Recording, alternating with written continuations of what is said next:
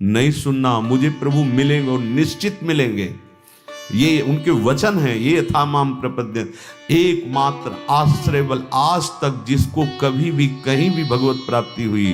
अपने लोगों की जो हृदय में करुणा वृत्ति होती है वो किसी एक पर नहीं होती है, लेकिन दूसरे की निंदा करना और अपनी प्रशंसा करना ये बड़ा दोष है। बहुत संभल के, और ये दोष तुम्हें समझ में नहीं आते कि हमसे दोष हो रहे हैं और आप कर बैठते हैं। जानबूझकर आचरण गंदे तो होने ही न पावे। जानबूझ के आप कोई दृश्य देख रहे हैं, कोई बातें कर रहे हैं, कोई क्रियाएं कर रहे हैं, ये जानबूझकर तो किसी भी तरह से अशुद्ध आचरण होने ना पावे। अगर कहीं चूक हो जाती है, असावधानी बन जाती है, तो कृपा बल आपकी समस्त बुराइयों को मिटा देगा, क्षमा कर देगा। एक होता है जानबूझ का मतलब संकल्प के सहित। एक अचानक ऐसा कुछ हो गया, वो समझ नहीं पाया, वो प्रभु देखते हैं, वहां वो बचा लेते हैं, हर तरह से बचा लेते हैं, गिरने पर भी बचा लेते हैं। होता है, अचानक भी हो जाता है। कोई घटना घटी, धक्का लग गया, वो पिटाई शुरू कर दी, गाली हो गया, लड़ाई झगड़ा, कुछ कई तरह की ऐसे पाप प्रवृत्तियां अचानक हो जाती हैं जिनको पता नहीं चल पाता। वो भगवान की कृपा संभाल लेगी। जानबूझकर संकल्प करके क्रोध करना, काम की बात, अहंकार की बात, ये उपासक हो, इस पाप में दृष्टि को दूर करो, बहुत जल्दी आनंद मिलने लगेगा, बहुत जल्दी। ये भ्रम तो हमारे हाथ जोड़कर प्रार्थना छोड़ दो कि भगवान दुर्लभ वस्तु है, छोड़ दो, बिल्कुल मत। हम अपने संत महापुरुषों के अनुभव की और छाती की बात कहते हैं, ये छोड़ दो भ्रम कि भगवान दुर्लभ है। दुर्लभ है ये संसार, दुर्लभ है संसार, क्योंकि ये न था, न है, न रहेगा, तो कैसे मिलेगा। नासतो विद्यते भाव, इसकी सत्ता ही नहीं, उसके लिए तुम जन्म जन्मांतर से भटक रहे हो। मिला है संसार तुम्हें आज तक, क्या है तुम्हारे पास? जहां हटे तो फिर वैसे ही, कुछ नहीं, केवल लगा कि हमने बहुत बटोर लिया। जपो नाम प्रभु का, अगर नाम जपा है तो फिर ऐसा नहीं हो सकता तुम खाली हाथ जाओगे। ये ऐसी बात तो कभी सुनना भी नहीं, अंगुली कान में डाल लेना।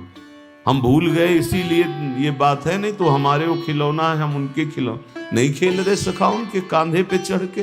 ये हमारे खिलौना है और हम उनके खिलौना है। अब पता नहीं पहले कौन खिलौना बना, वो तो वो जाने, लेकिन वो हमारे खिलौना होंगे जिनके लिए दुर्लभ, हमारे लिए दुर्लभ नहीं है। हमारे हृदय हैं, हमारे हृदय विहारी हैं, हमारे जीवन धन। और ये हम अपनी बात नहीं कहते, सबकी बात कहते हैं। आपने उनको दूर मान रखा है इसलिए चुपचाप बैठे हैं, और जिस दिन तुम अपना मान लोगे तो हलचल शुरू हो जाएगी। आपने उनको दूर मान रखा है इसलिए चुपचाप बैठे हैं, और जिस दिन तुम अपना मान लोगे तो हलचल शुरू हो जाएगी। आपको प्रयास करना है प्रभु के नाम जप का, चिंतन का। आप अपने आचरणों को अशुद्ध ना होने दीजिए और अच्छापन का अभिमान भी ना आने दीजिए इस रस की प्राप्ति के लिए, कि हम तो कोई गंदे आचरण करते नहीं, इस बात का अभिमान ना आने दीजिए। किसी ने कहा था जो आप 24 लक्षण दुर्गुण बताए, एक दिन सत्संग में हुआ था, हम में से एक भी नहीं है, गारंटी से कह सकते हैं।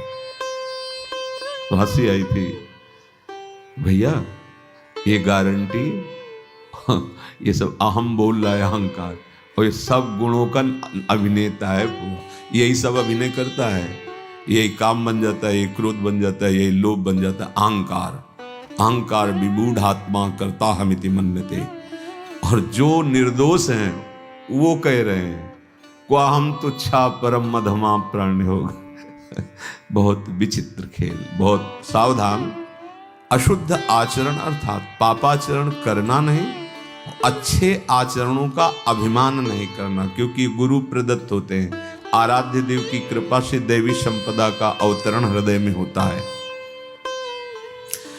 आपको प्रयास करना है प्रभु के नाम जप का, चिंतन का। अशुद्ध आचरण करना नहीं, शुद्ध आचरण का अभिमान नहीं आने देना, और हमारा सारा का सारा प्रयास प्रयत्न प्रभु के चिंतन करने का है।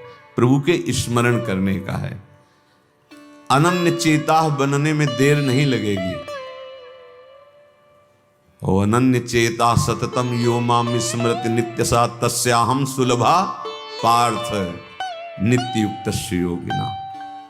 ये हम कोई प्रवचन नहीं कर रहे, हम हृदय खोल के आपके सामने रखते हैं। हमें कोई परवाह नहीं है इस बात के लिए कि दुर्लभ वार, दुर्लभ समय है, दुर्लभ बात को पकड़ लो। कोई साधन बल नहीं तुम्हें पहुंचा सकता प्रभु के पास। ये हम भी कह रहे हैं। एकमात्र आश्रय बल, आज तक जिसको कभी भी कहीं भी भगवत प्राप्ति हुई, वो अपने साधन बल से जब हार करके पुकारा है तो भगवान मिल गए। तो ये तुम्हारे है ही क्या साधन है? तुम क्यों नहीं हार जाते? क्यों नहीं स्वीकार कर लेते? हे प्रियालाल मैं आपका हूं, हे लाडली मैं आपका हूं। अनन्य चेता वही हो जाता है। कौन? हमको अपनी तरफ से बुरे आचरण करने नहीं है। अगर चूक हो जाती है तो भगवान की कृपा उस चूक को सुधार देती है। रहत न प्रभु चित चूक किए की, करत सुरत सैबार ही की। फिर क्या होता है? हमारा एक ही प्रयास होना चाहिए, केवल भगवत चिंतन। अब वो हो जाता है अनन्य चेता। जो ही अनन्य चेता हुआ कि उसे भगवत साक्षात्कार हो जाता है। भगवान का दर्शन बिल्कुल दुर्लभ नहीं। भगवान की देखो जो ये दुर्लभता वर्णन की गई है, आप जैसे ग्वारिया बाबा या भक्त गोपाल चरवाहा या ओम प्रकाश जी या और भी बड़े बड़े, पाई भर इनको कष्ट नहीं होता। हम तुम शरीर में हैं, प्राणों को पोषित देख करके सुखी हैं, इसलिए ऐसा 70 दिन भोजन नहीं किया। अरे तुम क्या जानो, अनंत ब्रह्मांडों का पोषण करने वाला प्रभु उनको पोषित कर रहा है, अमृत सुख दे रहा है, तो इस अन्न पानी की क्या बात रह गई? तो ये थोड़ी कि इतना भयानक कष्ट उसने सहा। कष्ट सह के नहीं, अपार सुख में 70 दिन व्यतीत हुए श्री ओम प्रकाश जी के। अपार सुख में रंत देव जी के कितने दिन व्यतीत हुए, अन्न पानी भी नहीं है, अपार सुख। वो भगवदानंद है। कैसे बाह्य देहाभिमानी जीव बुद्धि की कहां पहुंचे उस सुख के लिए?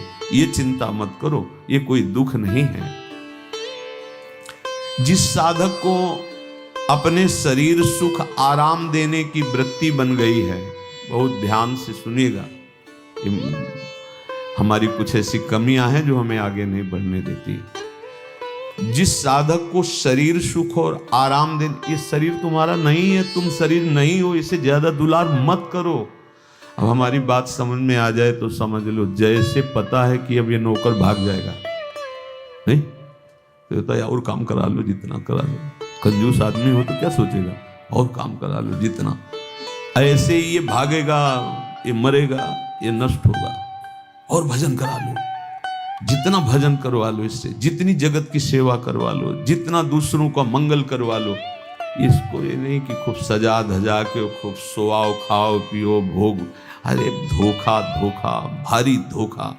इससे दुलार करना धोखा, इसका बहुत दुलार करना मतलब दुर्गति का पूरा पक्का इंतजाम कर लेना। अब ये बात सबकी समझ में नहीं आएगी, क्योंकि बहुत प्रचंड भगवती माया का आकर्षण है। इसी से तो आकर्षण है। शरीर को आराम देने की वृत्ति, सुख देने की वृत्ति, विलासिता की वृत्ति, ये साधक को साधना में, उपासना में आगे नहीं बढ़ने देती, और ये अधिक दुख और चिंता प्रदान करने लगती है। हरिजन छाड़ी विषयन की करत गुलामी। बहुत सावधानी, कड़वे वचन जरूर हैं। तुम्हारी मौज हो तो महलों में रखो, तुम्हारी मौज हो तो फुटपाथ में, तुम्हारी मौज हो तो पुजवाओ, तुम्हारी मौज हो तो पिटवाओ। न शिकायत है और न जय हो है कि बहुत कुछ अनुकूल हो गया तो जय हो और प्रतिकूल हो गया तो शिकायत नहीं। तुम सिर्फ मेरे हो और मैं सिर्फ आपसे प्यार करता हूं, बस। ये बहुत सावधानी की जरूरत है। साधक शरीर को आराम देना, विलासिता। अब ये कोई हम कथा नहीं सुना रहे, घटना सुना रहे, क्योंकि जीवन भ्रमण में रहा है। नवीन साधक थे, बहुत अच्छे, वेदांत में प्रवीण थे, पढ़ने में, चिंतन में नहीं। तो बहुत लोग आने लगे थे सत्संग में। तो कुछ लोग जो धनी मानी होते हैं, फल फूल लाना, थोड़ा और अच्छे अच्छे पदार्थ लाना, हाथ जोड़ के पूछना स्वामी जी आप कोई सेवा बताइए और कुछ भेंट रख देना, इससे उपासक को प्रियता होने लगती है। ऐसे लोगों में खतरा, जो तुमको नमस्कार भी ठीक से न करे उसकी तरफ तो देख लो, ये उल्टा मार्ग है। सम्मानम कलयाति घोर गर्लम, जो तुम्हें नमस्कार करके बहुत मीठा मीठा और बहुत अनुकूलता प्रदान करे तो दृष्टि तुम्हारी ऐसे होनी चाहिए। साधक बोलने में चूक ना करे, अगर बोलने में सावधानी नहीं करेगा, सावधानी नहीं रखेगा, तो जबान से जो भजन होता है उसका प्रभाव रुकने लगेगा और आपका मन भजन से हटने लगेगा। पहली सावधानी, पहला नियम लो कि हमको बहुत बोलना नहीं है, बस भाई भाई हर समय लगे रहना वही प्रपंच की बातें। पहला संयम वाणी का लो, हमें बिना किसी विशेष कारण के बोलना नहीं है। और ये ज्यादा परेशानी इसमें नहीं पड़ेगी यदि नाम जापक हो। अब एक बार बताया था पीछे कि अब सबको अलग अलग अनुभव होते हैं ना, अलग अलग भजन का। जैसे अपने गुरुदेव भगवान ने बताया था संन्यास मार्ग में कि निरंतर मंत्राकार वृत्ति करने के लिए जिह्वा का अग्रभाग, तालू और दांत के सब जहाँ जोड़ है वहाँ, जैसे ऐसे मतलब वो तो अंदर का विषय है ना, नीचे की तरफ होगा तो विषय चिंतन होगा पक्का। आप देखना जब विषय चिंतन हो रहा होगा तो जिह्वा का अग्रभाग नीचे के दांतों की, आप भाव करके देखो, भगवान की प्राप्ति दुर्लभ है। भगवान अपने घर के हैं भाई, माया भगवान की घरनी है, जिसे तुम अपनी घरनी बनाना चाहते हो। कभी नहीं बना पाया कोई और न बना पाओगे। मायापति सिर्फ भगवान है, दूसरा कोई नहीं। और आप सब माया को अपनी घरनी बनाना चाहते हो, नहीं स्वामी बनना चाहते हो ना माया के, कौन हो? भगवान अपने घर के हैं भाई। भगवत प्राप्ति कोई बहुत दुर्लभ बात नहीं है, दुर्लभ बात है माया के आकर्षण से बच पाना। भगवान की प्राप्ति, हाथ उठा के कहता हूं, ये तो कभी शब्द कान में मत पड़ने देना, नहीं तो जन्म बिगड़ जाएगा।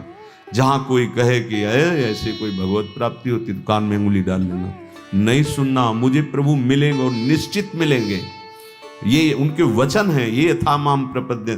गोस्वामी जी बहुत सुलझे हुए महापुरुष हैं, तुलसीदास जी महाराज। इसमें हमें ये बताओ कि इसमें क्या शब्द कहा है। पहला शब्द है बिगड़ी जन्म अनेक की, समझ में आ गया? अब ही सुधरे आज, ये भी बस समझ, आज अभी सुधर जाएगी। क्या कह रहे हैं? हो ही राम को, बस इतने में रुक जाओ, इतने में तुम्हारी बिगड़ी संभल गई, तुम्हें भगवत प्राप्ति हो जाएगी। चाहे जितने जन्म तुम बिगाड़ किए हो, तुम्हें भगवत प्राप्ति कितने में हो जाएगी? गोस्वामी जी बोल रहे हैं, बोले अभी हृदय में स्वीकार करो कि हे प्रभु मैं आपका। गोस्वामी जी कोई साधन ही आप बता रहे हैं। अब जितनी श्वासें और जीवन बचा है तो नाम जप, काम तो यहां हो गया। अब नाम इसलिए जपो कि ये बात तुम्हारे हृदय में दृढ़ हो जाए, जो स्वीकार किया है दृढ़ हो जाए। और नाम जपने में जो तुम्हें बाधा पहुंचाते हैं, तज कुसुमाज, गंदी बातों का त्याग करो। ये बाद के बाद कही है। भगवत प्राप्ति की बात तो इतने से हो गई कि अब ही सुधरे आज हो ही राम को। ये बहुत चिंतन की हुई, शोधी हुई बात है। अब हम कह तो रहे, एक बार बरसाने में भी गहवर बन के पहले साकरी खोर में बैठ करके कहा था कि हमारी श्री जी के प्रति जिसके हृदय में ये बात आ जाएगी कि हमारे माई श्यामा जी को राज आज इस परम पावन भूमि पर बैठ कर कह रहे हैं, निश्चित उसको श्री जी प्राप्ति निश्चित होगी। श्री जी निश्चित, पर दिमाग में नहीं टिकेगा जिसको श्री जी की प्राप्ति नहीं होनी, वो हमारी बात बैठा ले नहीं पाएगा। वो एकांत में कुछ लोग साथ में तरफ होगा और ये मुद्रा आ जाती है और मंत्र का हल्का सा होता है। अब बोलने की हिम्मत ही नहीं पड़ेगी। कोई बात करना चाहेगा तो आप मुंह फेर के जाना, क्योंकि जब तक हटाओगे नहीं, जिह्वा का अग्रभाग, तालू और ऊपर के दांत की जहां से ज्वाइंट है, ऐसे ये मुद्रा देखना भजनानंदी महात्माओं को, या तो उपांशु में अगर वाचिक नाम जप रहे हैं तो ऐसे चलता मिलेगा, और जो थोड़ा अंतर की तरफ, और आप हमारे गुरुदेव भगवान को देखना तो यहाँ हिलता नजर आएगा, यहाँ हिलता, देखा है आप लोग, हिलता नजर। जब कभी जैसे चार लोग कोई बात करने लगे तो यहाँ एकदम उन्हें तो शांत अंदर मानसिक, अगर जरा सा हुआ तो इतने सावधान यहाँ से चलने लगता है। अब आपका मंत्र चल रहा है तो आपको बोलने की हिम्मत ही नहीं होगी। जब बोलने का आएगा तो एक मन से अब उसको हटाना पड़ेगा ना, जिह्वा का अग्रभाग नीचे, तभी तो बोल पाओगे। तो व्यर्थ की बातें अपने आप बंद हो जाएंगी। दूसरी बात, अगर बोलना है तो पहले ये देख लेना है कि हमारी इस वाणी में किसी की निंदा तो नहीं हो रही है। कभी कभी प्रशंसा करते करते निंदा हो जाती है, यार बहुत अच्छे वो साधक हैं, बहुत अच्छा, मतलब क्या उनकी दिनचर्या ऐसा ऐसे ऐसे, और भी हमने देखा है उनका, बस ये और वो, यहां तक तो ठीक था। इसके आगे जो हुआ तुम्हारे सुकृत नष्ट करने वाला हो जाएगा। वाणी, पहली बात तो हमको ज्यादा बोलना नहीं है, उचित बोलना है। उसमें देखना किसी की निंदा तो नहीं हो रही। जैसे यार बहुत बढ़िया पोशाक ठाकुर जी की है, और वहां जब गए ना, देखा ना, अरे अपने ठाकुर जी की पोशाक के आगे कुछ नहीं थी, मर गए तुम। क्या कर डाला? तुम्हारी तो ठाकुर थे, एक जगह प्रशंसा कर दी, एक जगह निंदा कर दी। प्रशंसा में दोष नहीं है, किसी की प्रशंसा करना और अपनी निंदा सुनना, ये दोनों निर्दोष हैं। लेकिन दूसरे की निंदा करना और अपनी प्रशंसा करना, ये बड़ा दोष है। पर प्रशंसा, इतना कोई चतुर सुजान हो कि प्रशंसा ही केवल हो, उसके उदाहरण में किसी की निंदा ना होने पावे, तो वो प्रशंसा निर्दोष मानी जाएगी। वाणी को बहुत संभाल के साधक, बहुत संभाल के। तो पहली बात तो है कि हमें अधिक बोलना नहीं। दूसरी बात यह है कि अगर हम कहीं बोले तो कभी किसी की किसी भी प्रकार से निंदा नहीं होनी चाहिए। दर्शन करने गए वो तो ठीक ही था, लेकिन बगल में जो हमने देखा भाई, हमको तो मतलब अब शुरू गए थे अपने पाप मोचन करके भगवत विग्रह के दर्शन करने, और अगल बगल के दृश्यों को देखकर निंदा कर डाली, सब खो डाला। बहुत संभल के, बहुत सब। और ये दोष तुम्हें समझ में नहीं आते कि हमसे दोष हो रहे हैं और आप कर बैठते हैं। दूसरी, तीसरी, आपको वाणी में देखना है कहीं तुम्हारी प्रशंसा वाली बात तो तुम्हारे मुख से नहीं निकल रही। कहीं आप बात कर रहे हो, कहीं अहंकार की गुदगुदी हो रही है और आप अपनी प्रशंसा मार रहे हो, ऐसा तो कोई विषय नहीं। अगर है तो तुम्हारी साधना में घातक हो जाएगा। जैसे दूसरे की निंदा करना घातक हो जाता है, अपनी प्रशंसा करना घातक हो जाता है। चौथी, देखो वाणी में कहीं किसी का अहित तो नहीं निकल रहा कि तुम किसी को ऐसी प्रेरणा दे रहे हो कि दूसरे का अमंगल और अहित हो जाए।